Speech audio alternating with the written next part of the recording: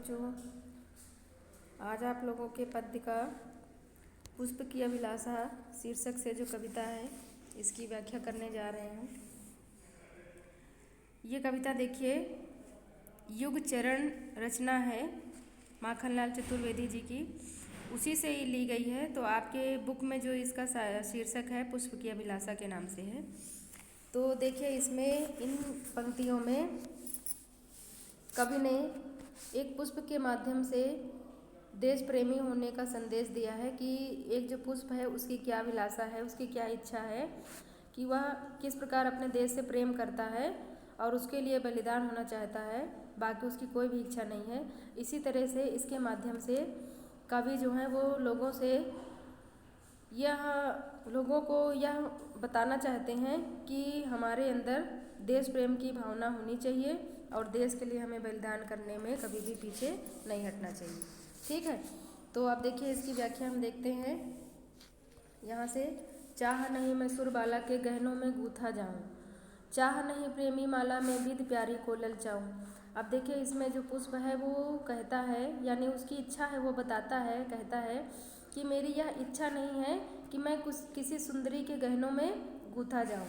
ठीक, यानी किसी सुंदरी का आभूषण बनूँ, गहनों में गूथा जाऊँ। चाह नहीं प्रेमी माला में विध प्यारी को ललचाऊँ।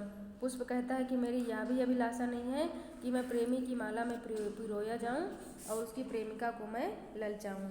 चाह नहीं सम्राटों के सौ पर हे हरि डाला जाऊँ। पुष्प कहता है कि मैं यह भी नहीं चाहता हूँ कि मुझे सम्राटों के सिरों पर डाला जाए।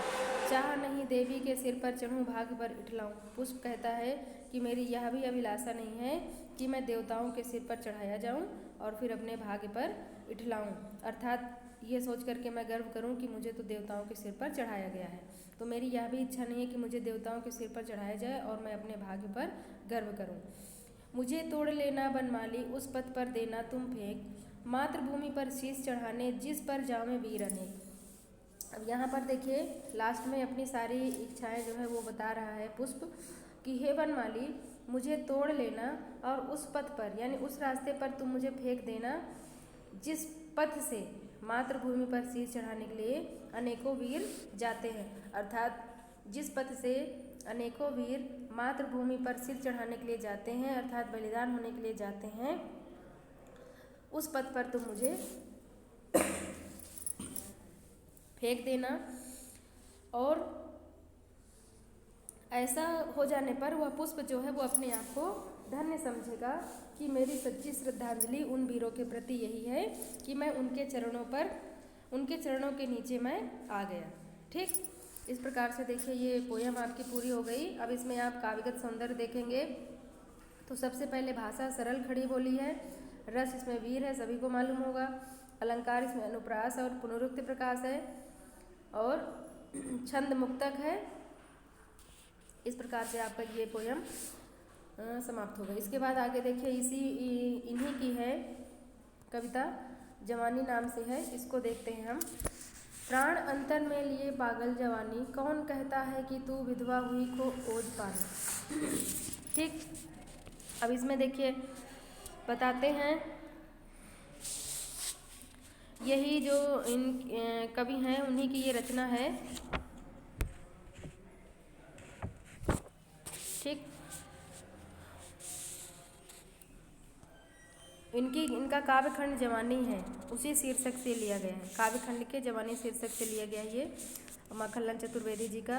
तो इसमें देखिए, इस कविता में कवि ने युवा शक्ति को देशोत्थान के लिए कार्य करने में प्रवृत्त होने की प्रेरणा दी है। यानी इस कविता में कवि ने युवाओं को ऐसे कार्य करने के लिए प्रेरणा दी है कि जिससे देश का उत्थान हो सके। ठीक, अब देखिए कहते हैं, प्राण अंतर में लिए पागल जवानी, कौन कहता है कि तू विधवा हुई खो ओज पानी।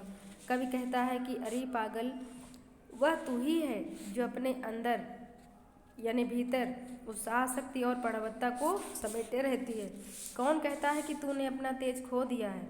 ठीक, कौन कहता है कि तू विधवा हुई खो ओज पानी।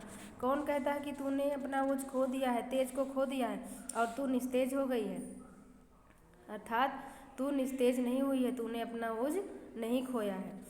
फिर कहते हैं चल रही घड़ियाँ, चल रहे नभ के सितारे, चल रही नदियाँ, चल रहे हिमखंड प्यारे। तो ये देखिए आसान है, पोयम खड़ी भाषा में लिखी गई है, तो बहुत सारा आपको समझ में आ रहा होगा, इसलिए थोड़ा हम जल्दी जल्दी इसको समझा रहे हैं ताकि वीडियो जो है बहुत बड़ा ना बने और आप लोग बोर ना हो। तो देखिए कवि कहते हैं कि मैं जिधर भी देखता हूँ उधर गति ही गति मुझे दिखाई पड़ती है। घड़ियाँ अर्थात समय निरंतर चल रहा है, चल रही घड़ियाँ, चल रहे नभ के सितारे, आसमान के सितारे में भी गति दिखाई दे रही है। चल रही नदियाँ, चल रहे हिमखंड प्यारे, नदियाँ निरंतर गतिमान हैं और पहाड़ों पर से बर्फ के टुकड़े सरक सरक कर आगे बढ़ रहे हैं, जिसके माध्यम से वो भी अपनी गति दिखा रहे हैं। चल रही सांस फिर तू ठहर जाए, अर्थात प्राणी मात्र की सांसें निरंतर चल रही हैं। इस गतिशील वातावरण में ऐसा कैसे संभव हो सकता है कि तू ठहर जाए, 2 सदी पीछे की तेरी लहर जाए। जब आवश्यकता हो तो तुझमें ज्वार भाटा न आए और 200 वर्ष बाद तुझमें लहरें उठे, यह भी कैसे संभव हो सकता है। अर्थात जब आवश्यकता हो तभी तुम्हारे अंदर लहर आए, ये नहीं कि तुम्हारी लहर जो है वो 200 वर्ष बाद उठे, ऐसा भी संभव नहीं हो सकता है। आगे देखिए कहते हैं इसमें भी आप काव्यगत सौंदर्य में छंद मुक्तक है, रसवीर है, अलंकार अनुप्रास है और उपमा भी है इसमें, और भाषा खड़ी बोली है। ठीक, अब देखिए आगे उसमें बताते हैं पहन ले नरमुंड माला, उठ समुंड सुमेरु कर ले, भूमि सा तू पहन बाना आज धानी, प्राण तेरे साथ है उठ री जवानी। कवि कहते हैं कि हे मानो तू उठ और नर के मुंडों की माला पहन ले। ठीक, नर मुंडों की माला से अपने सिर सुमेरु बना ले। ठीक, पहन ले नरमुंड माला, उठ समुंड सुमेरु कर ले, यानी हे मानो तो उठ और नर मुंडों की माला पहन ले, नर मुंडों की माला से अपने सिर सुमेरु बना ले। अर्थात इतने सारे नर मुंडों की माला पहन लो कि तुम्हारा सिर जो है वो सुमेर पर्वत के समान हो जाए। और समुंड सुमेर कर, भूमि सा तू पहन आज बाना आज धानी, प्राण तेरे साथ उठ रही जवानी। कहते हैं कि यदि आत्मसमर्पण की आवश्यकता पड़े तो तू पीछे मत हटना। जिस प्रकार से लहराते हुए धानों की हरियाली से धरती का जीवन झलकता है, ऐसे ही हे जवानी तू भी उत्साह में भरकर धानी चूनर ओढ़ ले, प्राणत तो तेरे साथ है। अतः हे जवानी आलस का त्याग कर उठ खड़ी हो, अपने कर्तव्य को समझने का प्रयास कर। ठीक, आगे देखिए क्या कहते हैं, यानी यहाँ से फिर से देख लीजिए, भूमि जिस प्रकार से यह जो भूमि है इसमें हरियाली होती है और हरियाली के माध्यम से धरती का जीवन झलकता है, उसी प्रकार से कहते हैं कि हे जवानी तू भी इस भूमि सा धानी चूनर ओढ़ ले, और क्योंकि प्राणत तेरे साथ है, प्राण तेरे साथ है उठ रही जवानी, प्राणत तेरे साथ है, अतः हे पागल जवानी उठ, तू आलस्य का त्याग कर दे और अपनी कर्तव्य को समझने का प्रयास करो। अब देखिए आगे क्या कहते हैं, द्वार बलि का खोल चल भूडोल कर दे, एक हिमगिर एक सिर का मोल कर दे। आगे देखिए कवि इसमें क्या बताते हैं कि हे युवकों, तुम अपनी मातृभूमि के लिए बलिदान का द्वार खोलकर इस धरती को कंपित कर दो। ठीक, बलिदान का द्वार खोल करके इस धरती को कंपित कर दो और हिमालय के एक एक कण के लिए एक एक सिर समर्पित कर दो, एक हिमगिर एक सिर का मोल कर दे। अर्थात हिमालय के एक एक खंड के लिए एक एक सिर का समर्पण कर दो, समर्पित कर दो। हे जवानी, हे जवानों, तुम्हारे संकल्प ऊंचे हैं, तुम्हारे पास 2 हथेलियां हैं, मसल कर अपने इरादों से उठाकर 2 हथेली हैं कि पृथ्वी गोल कर दे। कहते हे जवानों, तुम्हारे संकल्प ऊंचे हैं, तुम्हारे पास 2 हथेलियां हैं, अपनी हथेलियों को अपने ऊंचे संकल्पों के समान उठाकर तुम पृथ्वी को गोल कर सकते हो। अर्थात तुम में इतना बल है कि यदि तुम चाहो तो पृथ्वी का आकार भी बदल सकते हो, अर्थात तुम परिवर्तन ला सकते हो। कहने का मतलब यहाँ पर यह हुआ कि तुम परिवर्तन ला सकते हो,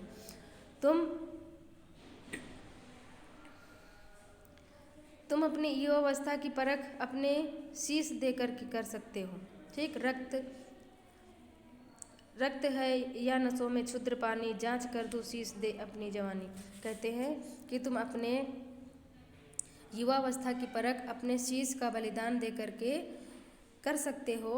इस बलिदान से तुम्हें यह ज्ञात होगा कि तुम्हारी धमनियों में रक्त दौड़ रहा है या उसमें तुच्छ पानी भरा हुआ है। ठीक, इस प्रकार से देखिए ये भी पद हो गया है। इसके बाद काव्यगत सौंदर्य इसका यही रहेगा। आगे वाला हम देखते हैं। वह कली के गर्भ से फल रूप में अरमान लाया, देख तो मीठा इरादा किस तरह किस तान आया। ठीक, अब इसमें देखिए कवि ने इसमें युवा वर्ग के सत्संकल्प की प्रेरणा दी है, यानी अच्छे अच्छे कर्मों को करने, अच्छे अच्छे संकल्प लेने की प्रेरणा दी है इन पंक्तियों के माध्यम से। तो कवियर चतुर्वेदी जी युवा वर्ग को प्रेरित करते हुए कहते हैं कि अरे जवानी, तू अपनी इच्छा शक्ति को शुभ संकल्प वाली बना ले, सर्वत्र आशा का संचार हो रहा है। ठीक, सर्वत्र आशा का संचार हो रहा है।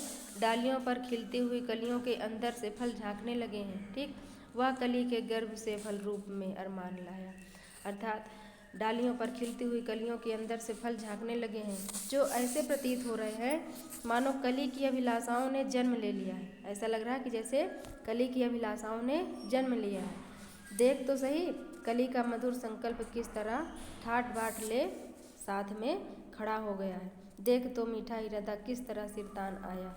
अर्थात देखो तो सही कली का मधुर संकल्प किस तरह ठाट बाट के साथ खड़ा हो गया है। कवि नौजवानों से यह कहना चाहते हैं कि जिस प्रकार कली से फूल और फूल से सुंदर फल बनता है, उसी प्रकार से मन में उठने वाली तुम्हारी इच्छाएं दृढ़ होकर के शुभ संकल्पों का रूप धारण करके व्यवहारिक रूप में बदल जाएंगे। ठीक, अर्थात मन की जो इच्छाएं हैं वो अच्छे संकल्प लेकर के व्यवहारिक रूप में वो बदल जाएंगे। आगे देखिए क्या कहते हैं। डालियों ने भूमि रुख लटका लिए फूल देख आली, मस्तकों को दे रही संकेत कैसे वृक्ष डाली। कहते हैं कि ये जो अरे सखी जवानी, देख तो सही वृक्ष की डालियों पर ज्यों ही फल आए वे भार से पृथ्वी की ओर झुकने लगी। डालियों ने भूमि रुख लटका दिए फूल देख आली, उन्होंने झुकने लगी मानो डालियों ने पृथ्वी को उपहार दे दिया है। वृक्ष की ये डालियाँ लगता है कि जवानी को यह संकेत दे रही हैं कि यदि आवश्यकता पड़े तो अपने प्राणों को समर्पित कर देना। ठीक, मस्तकों को दे रही संकेत कैसे वृक्ष डाली, अर्थात ये वृक्ष की डालियाँ मस्तकों का समर्पण करने के लिए संकेत दे रही हैं कि जिस प्रकार से हमारे अंदर फल आ गए हैं तो हमने उनको जमीन की ओर लटका दिए हैं अपनी डालियों को, अर्थात पृथ्वी को हम उपहार देना चाहते हैं।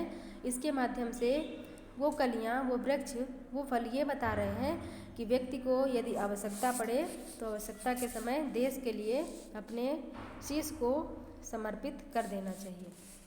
ठीक, उसी प्रकार जवानियाँ अपने मस्तक समर्पित कर देती हैं। फल देना या प्राण देना एक ही लक्ष्य की ओर संकेत करता है।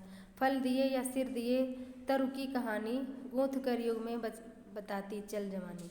अर्थात कहते हैं कि जिस प्रकार डालियाँ फल देती हैं उसी प्रकार जवानियाँ अपने मस्तक समर्पित करती हैं, अर्थात वृक्ष जो है वो फल देंगे और जवानियाँ कौन है, नवयुवकों की जो जवानी है वो अपने सर समर्पित करते हैं। तो फल देना या प्राण देना एक ही लक्ष्य की ओर संकेत करता है। फल दिए या सिर दिए तरु की कहानी, हे जवानी तू स्वयं में वृक्ष की कहानी को गूंथ कर युग युग तक अपने परोपकारी संकल्पों का संदेश देता चल। गूंथ कर युग में बताती चल जवानी, अर्थात स्वयं में वृक्ष की कहानी को गूंथ करके युगों युगों तक परोपकारी संकल्पों का संदेश देता चल। ठीक, काव्यगत सौंदर्य इसका वही रहेगा जो पहले था। इसके बाद देखिए जल्दी से हो जाए ये पोयम, जल्दी जल्दी देखते हैं। स्वान के सिर हो चरण तो चाटता है, भौंक ले क्या सिंह को वह डांटता है। रोटियां खाए कि साहस खा चुका है, प्राणी हो पर प्राण से वह जा चुका है। ठीक, इसमें देखिए कितने अच्छे से बता रहे हैं। कहते हैं, कवि कहते हैं कि सिर तो कुत्ते का भी होता है, परंतु स्वाभिमान की भावना न होने के कारण वह अपने मालिक के पैरों को चाटता है। स्वान के सिर हो चरण तो चाटता है, अर्थात सिर तो कुत्ते के होता ही है लेकिन वह स्वाभिमान उसके अंदर नहीं होता है। इसी कारण वह अपने मालिक के पैरों को चाटता है, अर्थात वह दूसरे के टुकड़ों पर पलता है, इसलिए उसका स्वाभिमान नष्ट हो चुका होता है। तो कहते हैं, भौंक ले क्या सिंह को वह डांटता है। कुत्ता तो चाहे कितना भी जोर से भौंक ले, किंतु उसमें इतनी शक्ति नहीं होती कि वह एक ताकतवर सिंह का सामना करे। ठीक, कुत्ता चाहे जितना भी भौंक ले, पर उसमें इतनी ताकत नहीं होती कि वह एक ताकतवर सिंह का सामना करे, क्योंकि वह दूसरों के टुकड़ों पर पलता है, अर्थात उसने दूसरों की रोटियां खाई हैं। तब वह रोटियां नहीं बल्कि अपना साहस खा रहा था। ठीक, अर्थात वह रोटियां नहीं बल्कि रोटियां खाई के साहस खा चुका है। वह रोटियां नहीं खा रहा था, वह अपना साहस ही खा रहा था। प्राण हो पर प्राण से वह जा चुका है, अर्थात दूसरों के टुकड़ों पर पल पल करके वह रोटियां नहीं बल्कि अपना स्वाभिमान ही खा चुका था। इसी कारण वह मस्तक उठा नहीं सकता था। तो वो प्राणी तो है वो, पर वह प्राणों से जा चुका है, अर्थात वह जीवित होने पर भी वह मृतक के समान हो गया है। यानी यहाँ पर कवि यह बता रहे हैं कि स्वाभिमान का त्याग करके पेट भरने वाला व्यक्ति अपने साहस और अपनी क्षमताओं को नष्ट कर देता है, और वह जीवित होने पर भी वह मृतक के समान हो जाता है। इसलिए कवि ने युवा शक्ति को संबोधित करते हुए कहा है कि हे शक्ति के पुंज युवाओं, तुम ही संसार का गर्व हो। तुम न खेलो ग्राम सिंहों में भवानी, विश्व की अभिमान मस्तानी जवानी। तुम ही संसार का गर्व हो। तुम कायर स्वाभिमान से रहित और परतंत्र प्रकृति वाले कुत्तों अर्थात ग्राम सिंहों जैसे व्यक्तियों के साथ जीवन निर्वाह मत करो। ठीक, अर्थात तुम जो है स्वाभिमान से रहित और परतंत्र प्रकृति वाले कुत्ते, ठीक, यानी ग्राम सिंहों, गांव के जो शेर होते हैं, अर्थात ग्राम सिंह इसलिए कहा गया क्योंकि वो गांव के ही शेर होते हैं, बाहर उनका कोई अस्तित्व नहीं रह जाता है। तुम न खेलो ग्राम सिंहों में भवानी, कहते हैं हे जवानी, हे युवाओं, तुम इन ग्राम सिंहों से मत खेलो, अर्थात ये जो गांव के कुत्ते हैं उनसे मत खेलो, ऐसे व्यक्तियों के साथ निर्वाह मत करो, इससे तुम्हारा स्वाभिमान भी नष्ट हो जाएगा। विश्व की अभिमान मस्तानी जवानी, अर्थात हे जवानी, तुम तो विश्व का अभिमान हो, संसार का गर्व हो तुम। यानी कहने का तात्पर्य यह है कि इन कायरों का साथ तुम छोड़ दो, तुम ही तो इस विश्व के स्वाभिमान हो। इसमें काव्यगत सौंदर्य आपका वही रहेगा। इसके बाद देखिए, यहाँ से हम देखते हैं, ये न मृग हैं तव चरण की रेखियाँ हैं, ये न मग हैं तव चरण की रेखियाँ हैं। ठीक, अब इसमें देखिए कवि जो है बताते हैं कि हे जवानी, कवि कहता है कि अरे जवानी, ये मार्ग जो तुम्हारे समक्ष है, तुम्हें दिखाई दे रहे हैं, ये पूर्वजों के आदेशों के चिन्ह हैं। ठीक, ये नमक हैं तव चरण की रेखे, यानी तव यानी तुम्हारे ही चरण, तुम्हारे अर्थात तुम्हारे पूर्वज। ठीक, ये जो मार्ग है तुम्हारे सामने, जो मार्ग है तुम्हें दिखाई दे रहे हैं, ये तुम्हारे पूर्वजों के आदेशों के चिन्ह हैं। इन मार्गों का निर्माण तो युवाओं ने ही किया है। युवा उन मार्गों को बनाते हैं जो उन्हें बलवेदी की दिशा की ओर बढ़ाते हैं। ठीक, बल की दिशा की अमर देखा देखियाँ हैं। ठीक, कहते हैं कि ये जो रास्ता तुम देख रहे हो, ये कोई मार्ग नहीं है, बल्कि तुम्हारे ही चरण की रेखाएं हैं, ये तुम्हारे ही पूर्वजों के पद चिन्ह हैं। ये इन मार्गों का निर्माण तो युवाओं ने ही किया है। बल दिशा की अमर देखा देखी, विश्व पर विपद दिखे कृत देख। युवा उन मार्गों को बनाते हैं जो उन्हें बलवेदी की दिशा की ओर बढ़ाते हैं। बल दिशा की है अमर देखा देखिए। ठीक, यानी भाव यह है कि साहसी युवक ही प्राणों की परवाह किए बिना नए पथ का निर्माण करते हैं। ठीक, वे दूसरों की देखा देखी स्वयं भी बलिदान पथ की ओर अग्रसर हुआ करते हैं। ठीक, अब देखिए आगे, बलिदान मतलब कहने का यह है कि बलिदान का मार्ग एक साधारण मार्ग नहीं है, बल्कि संसार पथ पर पैरों से लिखे काया रूपी लेख हैं। इन लेखों के भीतर बलिदान रूपी सत्कर्मों की सुगंध है। ठीक, अब आगे देखिए, विश्व पर पद से लिखे कृति लेख है ये, धरा तीर्थों की दिशा की मेघ है ये। ठीक, यानी कवि कहते हैं कि यह जो बलिदान का मार्ग है यह कोई साधारण मार्ग नहीं है, बल्कि यह तो संसार पथ पर पैरों से लिखे कार्य रूपी लेख है। विश्व पद से लिखे यानी संसार पर पैरों से लिखे गए लेख के रूप में ये कार्य के रूप में ये कार्य रूपी लेख है। ठीक, इन लेखों के दिशा निर्धारण करने वाले स्तंभ हैं। ठीक, इन लेखों के भीतर बलिदान रूपी सत्कर्मों की सुगंध है। उन लेखों के सत्कर्म करने का शिव संकल्प भी निहित है।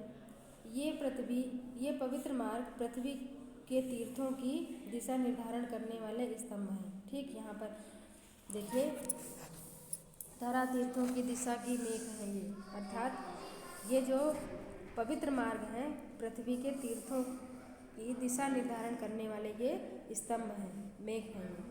ठीक, आगे कवि कहता है प्राण रेखा खींच दे उठ बोल रानी, री मरण के मोल की चढ़ती जवानी। कवि आगे कहते हैं कि ये जवानी तो प्राणों की रेखा खींच दे, अर्थात स्वतंत्रता की बलवेदी पर प्राणों की ऐसी अमिट छाप छोड़ जा कि युग युग तक तुझे याद किया जाता रहे। जवानी तू अपना मौन व्रत तोड़कर बोल की जवानी का महत्व ही राष्ट्र के लिए जीवन का बलिदान करने में है। ठीक, अब इसका काव्यगत सौंदर्य यही रहेगा। अब इसमें देखिए आगे है, थोड़ा सा और रह गया है पद, ये देख लेते हैं हम। टूटता जुड़ता समय भूगोल आया, गोद में मणियाँ समेट खगोल आया। क्या जले बारूद हिम के प्राण पाए, क्या मिला जो प्रलय के सपने न पाए। ठीक, अब इसमें देखिए कवि बताता है, कवि कहते हैं कि समय का भूगोल तो टूटता जुड़ता चलता रहता है। ब्रह्मांड जिन तारक मणियों की गोद में लेकर घूमता है वे भी खगोल विस्फोट की ही भेंट है। ठीक, यानी कवि कहते हैं कि समय जो है वो समय का भूगोल जो है वो टूटता जुड़ता चलता रहता है, अर्थात गोद में मणियाँ समेट खगोल आया। ब्रह्मांड जिन तारक मणियों को गोद में लेकर घूमता है वे खगोलीय विस्फोट की ही भेंट है। ठीक, क्या जले बारूद हिम के प्राण पाए, यदि बारूद बर्फ की तरह ठंडा हो जाएगा तो कैसे जलेगा। ठीक, क्या जले बारूद हिम के प्राण पाए, मतलब वो बारूद कैसे जलेगा, यदि बारूद बर्फ की तरह ठंडा हो जाए तो कैसे जलेगा। जिस तरह बारूद को गर्मी चाहिए ऐसे ही जवानी को ऊष्मा की आवश्यकता है। यदि मनुष्य को विनाश के स्वप्न नहीं आते तो उसका जीवन व्यर्थ ही माना जाएगा। ठीक, यदि मनुष्य को विनाश के स्वप्न नहीं आते तो उसका जीवन व्यर्थ ही माना जाएगा। क्या मिला जो प्रलय के सपने न आए, अर्थात विनाश के, यही जो भी हमने बताया कि यदि मनुष्य को विनाश के स्वप्न नहीं आते तो उसका जीवन व्यर्थ ही माना जाएगा। ठीक, धरा यह तरबूज है दो फाँक कर दे, जीवन की उपलब्धि प्रलय की क्रांति है, अर्थात जब प्रलय होगा तभी तो सृजन होगा। मतलब कहने का यह है कि निष्क्रियता से कोई चीज़ नहीं होती है बल्कि सक्रियता से होती है, यानी करते रहने से होता है। प्रलय के स्वप्न देखने वाले के लिए यह विशाल पृथ्वी भी तरबूज जैसी छोटी वस्तु बन जाती है, अर्थात जो बहुत ऊंचा सोचते हैं, ऊंचा करते हैं, प्रलय के सपने देखते हैं, उनके लिए यह पृथ्वी भी तरबूज जैसी छोटी वस्तु बन जाती है।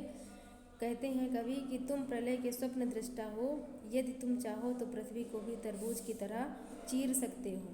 ठीक, यानी तुम प्रलय के स्वप्न दृष्टा हो, यदि तुम चाहो तो इस पृथ्वी तरबूज जैसी इस पृथ्वी के भी तुम दो भाग कर सकते हो, अर्थात इसको चीर सकते हो। चढ़ा दे स्वतंत्र प्रभु पर अमर पानी, विश्व माने तू जवानी है जवानी। कवि कहते हैं कि हे देश के युवकों की जवानी, यदि देश की आज़ादी के लिए स्वतंत्रता रूपी ईश्वर पर अपना रक्त रूपी अमर पानी चढ़ा दे तो तू अमर हो जाएगा और संसार में तेरा उदाहरण देकर तुझे सराहा जाएगा।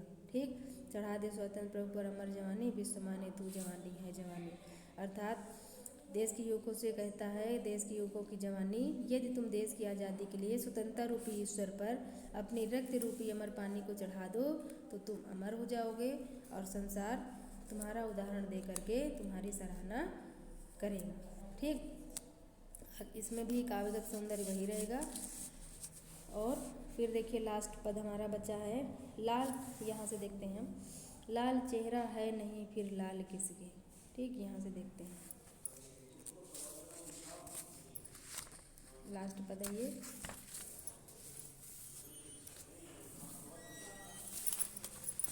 कहते हैं, कवि कहते हैं युवाओं में उत्साह का संचार करते हुए कहते हैं कि यदि तुम्हारे चेहरे पर जवानी की लाली दिखाई नहीं देती तो तुम किसके पुत्र कहलाओगे। ठीक है, लाल चेहरा नहीं फिर लाल किसके, अर्थात यदि तुम्हारे चेहरे पर जवानी की लाली दिखाई नहीं देती है तो तुम किसके पुत्र कहलाओगे। जवानी की दमक न होने पर तुम अपने माता पिता का नाम लेने योग्य नहीं रहोगे। ठीक, लाल खून नहीं अरे कंकाल किसके, अर्थात यदि तुम्हारे रक्त में ओजस्विता व उष्णता का गुण नहीं है तो तुम्हारा शरीर अस्त पंजर है, कंकाल मात्र है। यदि तुम्हारे रक्त में ओजस्विता नहीं है, उष्णता नहीं है, यानी गर्म नहीं है तुम्हारा खून, तो तुम्हारा शरीर जो है वो मात्र एक कंकाल का ढांचा ही है। प्रेरणा सोई है कि आटा दाल किसके, सिर न चढ़ पाया कि छापा माल किसके। कहते इसकी कोई फिर उपयोगिता नहीं रह जाती। कवि कहते हैं कि यदि तुम्हारे अंतर देश की रक्षा करने की प्रेरणा एवं उसकी इच्छा सो गई है या समाप्त हो गई है तो तुम्हारा जीवन देश के लिए व्यर्थ है। ठीक, प्रेरणा सोई कि आटा दाल किसके, मतलब यदि तुम्हारे अंदर देश प्रेम की प्रेरणा जो है वो सो गई है अर्थात समाप्त हो गई है तो फिर तुम्हारा जीवन व्यर्थ है। तुम जो है शत्रुओं के लिए केवल भोजन मात्र हो, केवल तुम्हारा जीवन देश के लिए व्यर्थ है और तुम शत्रुओं के लिए केवल भोजन मात्र हो। ठीक, सिर न चढ़ पाया कि छापा माल किसके, तुम निर्जीव होकर दूसरों के द्वारा सरलता से निगल जाने योग्य खाद्य पदार्थ बनने का उपक्रम करोगे, अर्थात तुम्हारा यही केवल काम होगा कि तुम्हारा जीवन व्यर्थ है और तुम दूसरों के लिए केवल खाद्य योग्य पदार्थ बन जाओगे। चंदन और उस माला का क्या मोल जो सिर पर न चढ़े, सिर न चढ़ पाया कि छापा माल किसके, था जो सिर पर न चढ़ पाया, जो सिर पर न चढ़ पाया ऐसा छापा माल किसका, ऐसा वो चंदन है। ठीक, यानी चंदन और उस माले का क्या मोल जो सिर पर न चढ़ पाया। तुम चंदन और माला के समान दूसरों के आदर के पात्र बनो, अर्थात सब लोग तुम्हारा आदर करें। वेद है की वाणी की आकाशवाणी, धूल है जो जग नहीं पाई जवानी। कहते हैं कि जिस वाणी में, चाहे वह वेद की वाणी हो या फिर आकाशवाणी, जवानी को जगह पाने की क्षमता नहीं होती तो वह वाणी नहीं, वह तो धूल ही है। ठीक, वेद की वाणी की हो आकाशवाणी, चाहे वो वेद की वाणी हो और चाहे वो आकाशवाणी हो, धूल है जो जग नहीं पाई जवानी, अर्थात जिस वाणी में जवानी को जगह पाने की क्षमता ना हो वह वाणी केवल एकमात्र धूल है, वो वाणी नहीं है। विश्व है असिका नहीं संकल्प का है, हर प्रलय का कोण कायाकल्प का है। आगे देखिए कवि कहते हैं कि क्या यह संपूर्ण संसार तलवार की धार अर्थात अस्त्र शस्त्र बल का ही है, अर्थात क्या इस संसार में केवल हथियारों के आधार पर ही क्रांति लाई जा सकती है।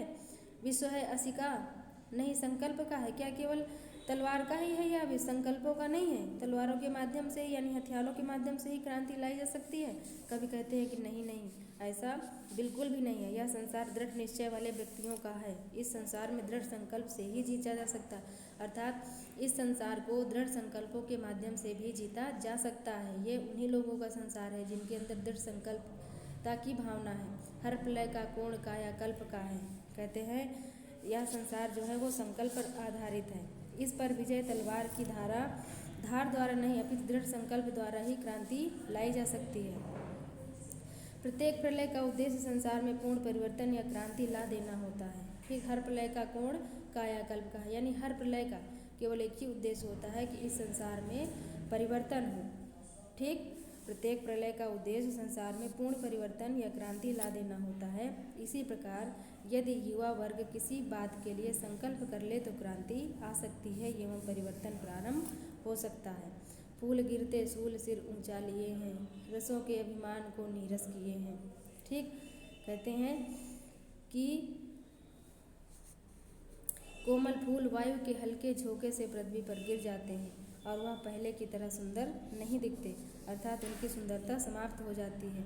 लेकिन चाहे कितनी तेज हवा चले, आंधी आए या तूफान आए, फिर भी कांटे अपना सिर गर्व से उठाए रहते हैं। ठीक, फूल गिरते सूल सिर ऊंचा लिए, यानी फूल जो है वो जरा सी हवा के झोंके लगने पर वो गिर जाते हैं पृथ्वी पर, परंतु सूल जो कांटे होते हैं वो चाहे कितनी भी आंधी आए, तूफान आए, चाहे जितनी तेज हवा चले, वो अपना सिर उठाए गर्व के साथ खड़े रहते हैं। कांटा अपने दृढ़ निश्चय के कारण अटल रहता है, रसों के अभिमान को नीरस किए। इस प्रकार दृढ़ संकल्प से मर मिटने की भावना उत्पन्न होती है। दृढ़ संकल्प से ही युवा शक्ति अपने इरादे से विचलित नहीं होते हैं। ठीक, कांटे फूलों की कोमलता और सरसता के अभिमान को अपनी दृढ़ संकल्प की शक्ति से चकनाचूर कर देते हैं। ठीक, यानी जो कांटे होते हैं फूलों की कोमलता और सरसता के अभिमान को अपने दृढ़ संकल्प की शक्ति से उसको समाप्त कर देते हैं। ठीक, खून हो जाए न तेरा देख पानी, मरण का त्योहार जीवन की जवानी। कवि कहते हैं जवानी को संबोधित करते हुए कि हे जवानी, सजग होकर के देख ले कि कहीं तुम्हारी नसों के रक्त में जो उत्साह है, उष्णता है, वह जोश शांत होकर नष्ट न हो जाए। वस्तुतः युवा जीवन में मृत्यु यानी बलिदान एक उत्साह भरा त्यौहार होता है। ठीक, खून हो जाए न देख तेरा पानी, मरण का त्यौहार जीवन की जवानी। अर्थात कहते हैं कि हे जवानी, देख लो जो तुम्हारे नसों में जो तुम्हारे नसों के रक्त में जो उत्साह है, जो उष्णता है, वह जोश शांत होकर के नष्ट ना हो जाए, उसको देख लो तुम। क्योंकि जो युवा जीवन में मृत्यु यानी जो बलिदान है, वह एक उल्लास भरा त्यौहार होता है। ठीक है, इसमें काव्यगत सुंदर हम लास्ट में देख लेते हैं। भाषा खड़ी बोली है, रस वीर है, अलंकार उपमा और अनुप्रास है, और शैली मुक्तक है। ठीक, ये देखिए आपका ये भी कविता ये भी संपूर्ण हो गई है। और इससे पहले का वीडियो देखने के लिए उसका लिंक आपको डिस्क्रिप्शन में मिल जाएगा। जो इसके पहले का पार्ट है उसको ज़रूर देख लेंगे। और सारे जो हैं सीरियल वाइज सारे चैप्टर आपके हो रहे हैं, सारे आप सीरियल वाइज ऐसे देखते रहिए, जो आपके बहुत उपयोगी हैं। कुछ भी एग्ज़ाम में पूछा जा सकता है, इसलिए सभी पार्ट को आप अच्छे से देखेंगे और इसको आप अपने दोस्तों के साथ शेयर कर देंगे ताकि सभी लोगों को इसका लाभ मिल सके। वीडियो आपको अच्छा लगा हो तो सभी लोग इसको लाइक करेंगे, शेयर ज़रूर करेंगे दोस्तों के साथ, और चैनल को सब्सक्राइब ज़रूर करेंगे। और आप लोग कमेंट के माध्यम से मुझे बता सकते हैं कि आपको नेक्स्ट वीडियो या फिर किसी लास्ट के वीडियो में जो कुछ भी कमी रही हो वो बता सकते हैं। नेक्स्ट वीडियो किसका चाहिए, कैसे चाहिए, वो भी आप मुझे बता सकते हैं। तो उस वीडियो को मैं बनाने का पूरा प्रयास करूँगी। धन्यवाद।